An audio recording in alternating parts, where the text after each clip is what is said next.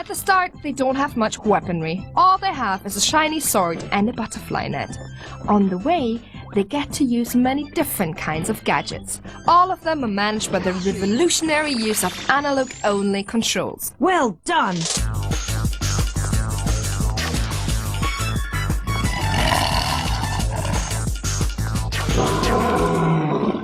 In terms of gameplay, Ape Escape feels very natural and easy to handle. The angles are reduced to a spinning camera, similar to Spyro. The speedy 3D control is very addictive too, so beware, this game might even get you more hooked than Crash Bandy. Facts are fun out on PlayStation tomorrow. There's something very sexy about a boy with a pistol in his pocket, which is great news because there's going to be loads of shooting games over the next few months. One of these games features a very big boy with a very large pistol indeed. He's made completely of metal and he gets launched into space. The name of the game is a Mega Boost. And no, it isn't a vitamin drink. Expectations were high for this game as it is brought to you by Polyphony Digital, the Gran Turismo people. Some of you may even recognise this rock combo playing now. But a Mega Boost is a massive breakaway as they leave road holding behind and step into the unexplored territory of deep space gaming. Not a lot of people know this, but Omega is the last letter in the Greek alphabet, and you play the last hope of saving humanity from an intelligent virus that has taken over the world and all its computer networks. A legion of mechanical renegades are bent on destroying all human life unless you can steer Omega Boost to victory. You would expect a full blastathon from a game with such a full-on title. And of course there is tons of power under your arse when you consider that you're sitting in the head of a massive robot. But does it all live up to the promise of the title? Yes.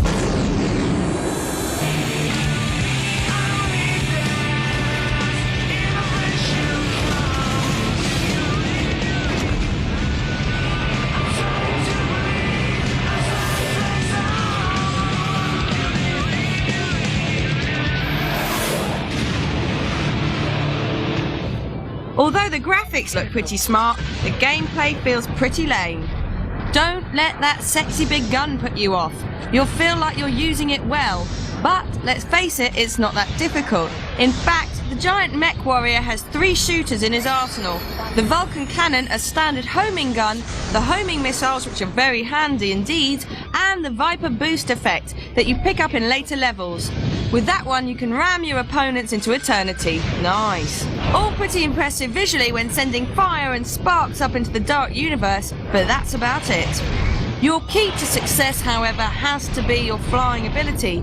So I recommend that if you're going to play this game, you try a bit of flight practice first in training mode. I have to admit this was pretty tricky.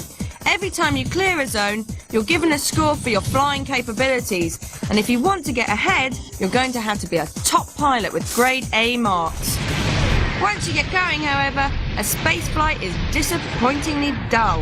A few toggles left and right will have you avoiding even the most lead-heavy onslaughts.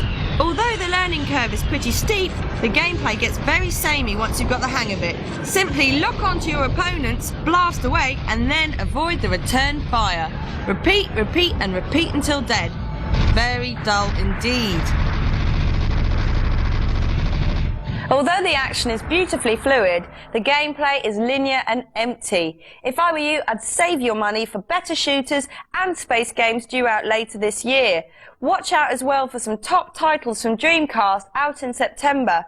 Meanwhile, Omega Boost is available for your PlayStation this month.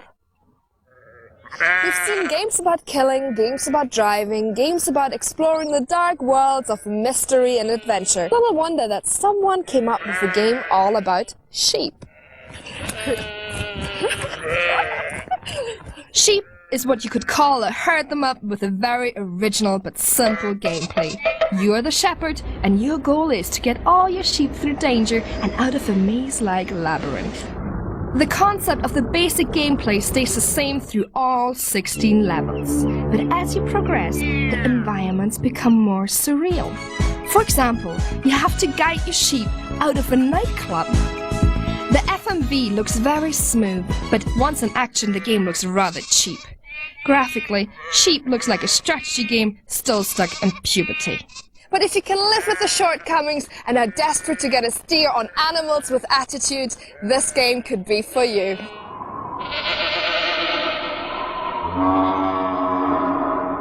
Sheep is out for PlayStation and PC in September. What do you get when you combine the most popular horror game title known to man and vile, vicious reptilian beasties that were generated out of a mad scientist warped skull? Why, Dino Crisis, of course. And Shinto Mikami, the guy who created and produced Resident Evils 1 and 2 and is a self-proclaimed Jurassic Park head, well, he's the guy behind this one. It's about to do exactly what the T-Rex did to San Diego in the Lost World on a small island in the middle of the Pacific. It's going to be released in Japan today, and this is what it looks like.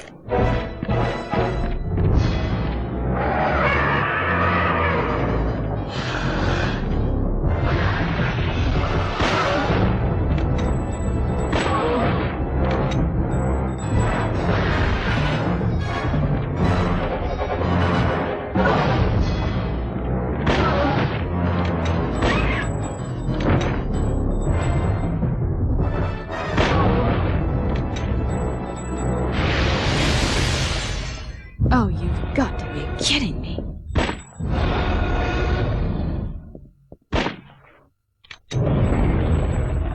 Total Annihilation in its original form ripped the treads off of all other real-time strategy games by totally revamping the basic maneuvers of the genre. No longer did you have to fiddle with little things, extraneous humdrum things like people and their needs.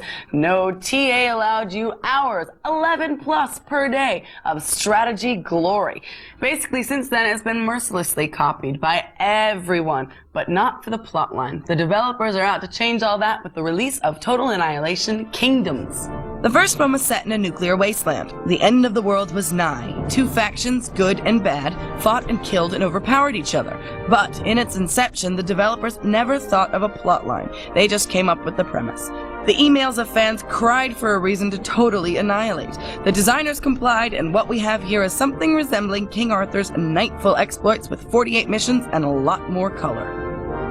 The mechanical difference is virtually nil. Kingdoms uses the original as its basis, but tells a tale of a family split apart by greed and land-loving. The gorgeous 3D rendering of your little people shows every droplet of blood that is spilled. You take the role of one of 4 families, playing a different one per mission, but are not tied to any allegiance. Instead of relying on machines to kick butt, this time around it's a game of wits, magic, and manpower.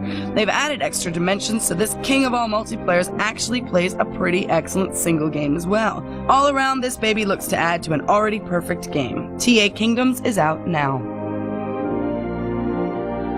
Question marks have arisen about the PlayStation 2's Emotion Engine. Rumor has it that the chip that will change the future is too expensive to be mass-produced. So what the folks at Sony are supposed to be doing is taking the console, chopping it in half, adding a couple of bits of extra hardware so that the processing power is reduced by 50%. Well, the folks in the know and the folks we've talked to say that this is a load of utter crap. The console is set to be unveiled at the Tokyo Game Show in September.